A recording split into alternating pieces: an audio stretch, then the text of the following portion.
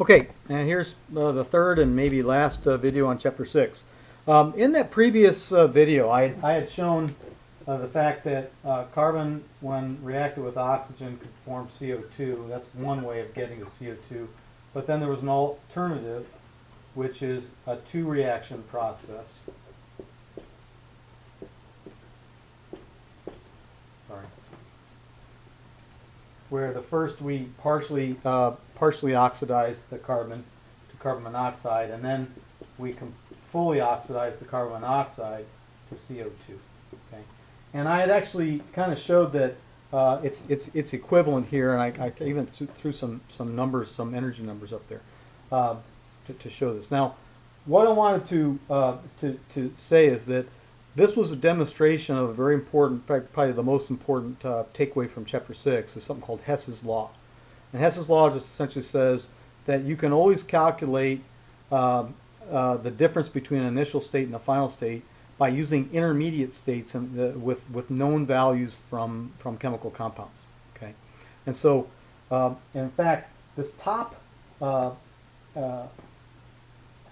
reaction is a reaction that is known as being in standard form. Standard, what do we call them? Standard states. Basically, it's a formation reaction, forming carbon dioxide, where all of the components and even the products are in what's known as their standard state. Meaning, the carbon dioxide is in a gaseous state, the oxygen is in a gaseous state, the carbon is in a solid state, which are all the things you'd expect at 0 degrees or at room temperature, 298 Kelvin, so at room temperature, and normal atmospheric pressure. Okay, and similarly, the second reaction is essentially so back to the top. This top is known as the delta H of formation of CO2. So the delta H reaction for this reaction is the same as the delta H of formation of carbon dioxide. We define this term formation to essentially mean the enthalpy needed to produce this product in its standard state from elements that are also in their standard state. That's what we have here. So this second reaction is the delta H of formation of carbon monoxide, because the carbon monoxide is in a gaseous state, the reactants, carbon's in a gas, and the carbon's in a solid, the oxygen's as a gas. Okay. Now, the delta H of formation this is information you can actually look up. They exist in books, and in fact, they're right here in chapter 6. Table 6.3 has a list of a number of common standard heats of formation of common compounds. And in fact, carbon dioxide is listed. Let me see. Carbon dioxide as gas is its top one is minus 393. I'm just going to leave off the decimal points. And for carbon monoxide, it's minus 110. Okay. So a question would be, what is the delta H reaction of this third reaction that I'm showing here, essentially burning carbon monoxide to form CO2? Well, this reaction is not a formation reaction. It's not. We can't use delta H formation because the reactants are not elements. CO2 is a gas, and it uses elemental oxygen as O2, but instead of carbon, it's using CO. So this is not this delta H reaction is not the same as the delta H formation of CO2. Right, that would be this reaction. But we can actually calculate this using Hess's law.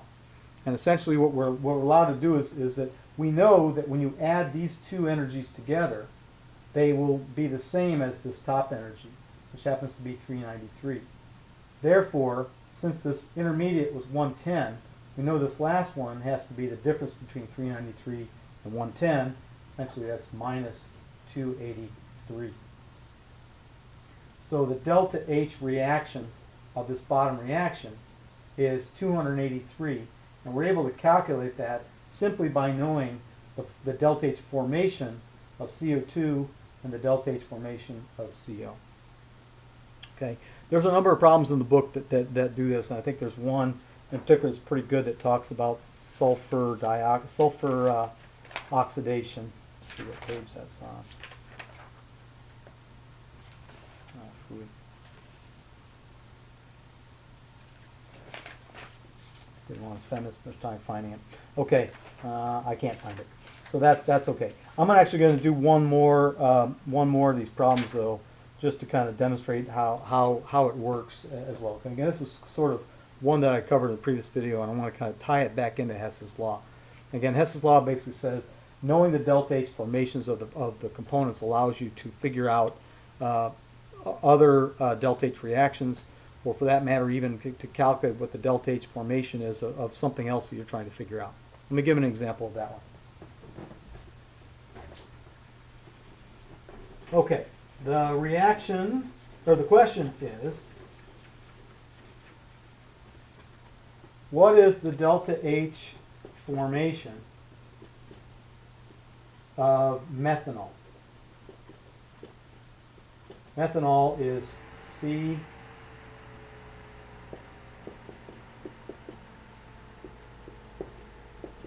methanol is that, so that's basically COH4. It's not typically written that way.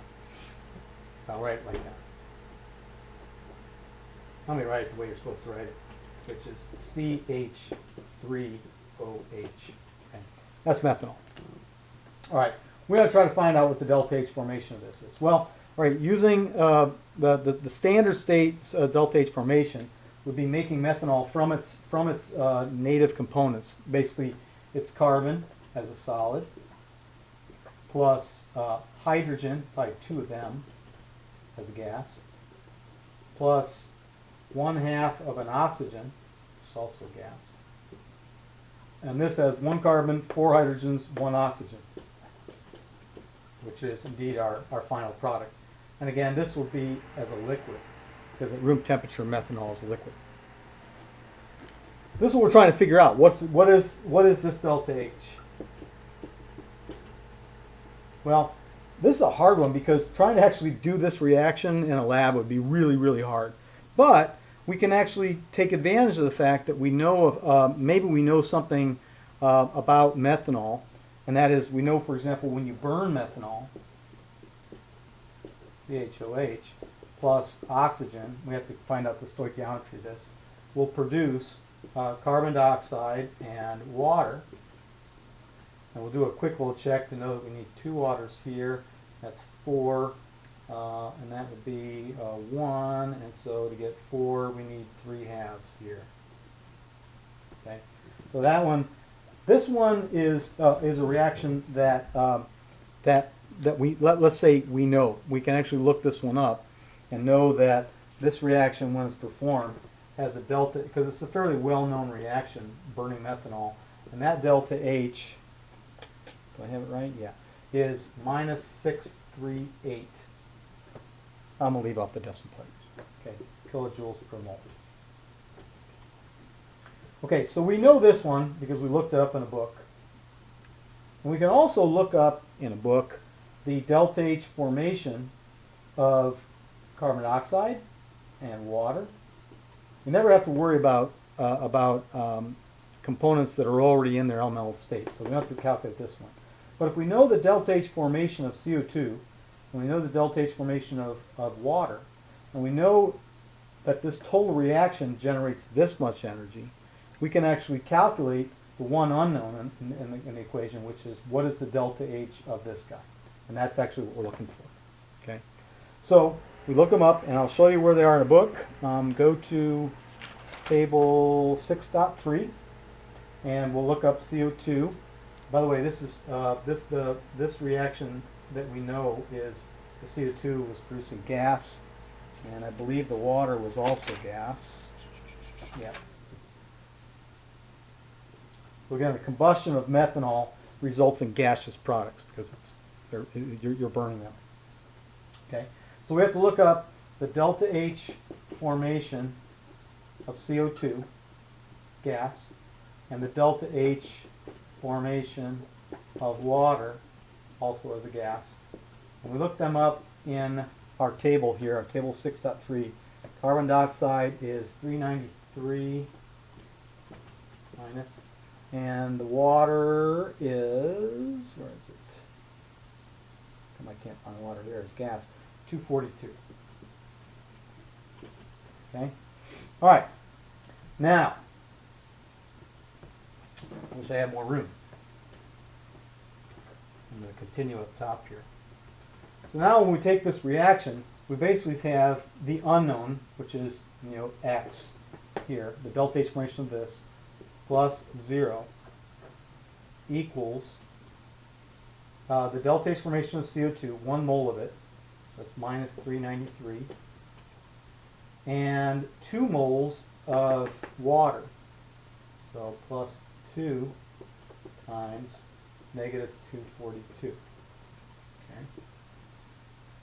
So essentially X, which is the delta H formation of methanol, is, oh, I'm sorry, did I forget? I did. I forgot a very important piece, which is not only do we have to add in the delta H formation of the components, we also have to add in how much energy was produced here, which is this value here. So basically it's plus a minus 638. Okay. So we have to add all of these up, 393 plus 2 times 242 plus 638, and the total is, I didn't have my calculator handy, so the total is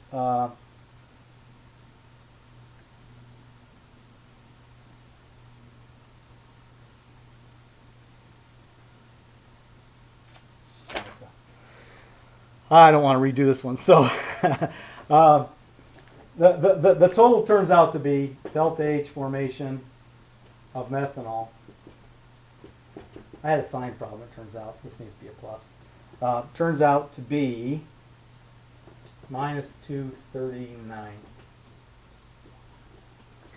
I had a sign problem here, and I'll discuss this with you on why that is.